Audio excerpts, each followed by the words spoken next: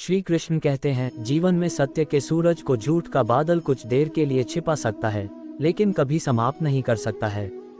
श्री कृष्ण ये भी कहते हैं, सत्य से बड़ा जीवन में कोई धर्म नहीं है, सत्य से परे कुछ नहीं। सज्जन पुरुष के लिए सत्य ही उसका सनातन धर्म है। सत्य हमेशा अकेला रहता है, जबकि सच के मुकाबले झूठ को तमाम चीजों का सहारा लेना पड़ता है, लेकिन अंत में विजय सिर्फ सत्य की होती है। ऐसे में जीवन में सत्य को ही प्रणाम करना चाहिए। सत्य की राह बहुत कठिन होती है, लेकिन आनंद उसी में आता है। सत्य को लेकर ऐसी बात आप अक्सर तमाम मंदिरों की दीवार पर अध्यापकों के मुख से सुनने और जानने को पाते होंगे। और यह भी सच है कि सत्य बोलना अच्छी बात होती है, लेकिन सत्य को बोलते समय हमेशा इस बात का ध्यान रखना चाहिए कि सत्य अप्रिय या किसी का अहित करने वाला न हो।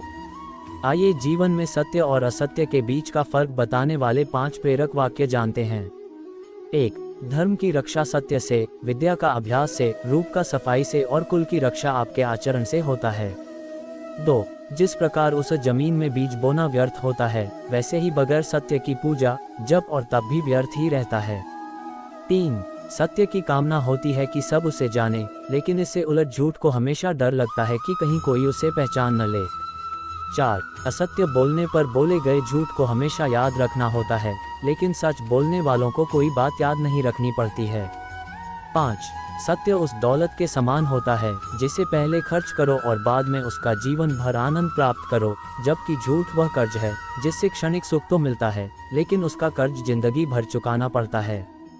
तो दोस्तों, ये रही सत्य और असत्य को समझाने वाली बातें। मिलते हैं अगले वीडियो में, तब तक अपना ख्याल रखना। जय श्री कृष्णा।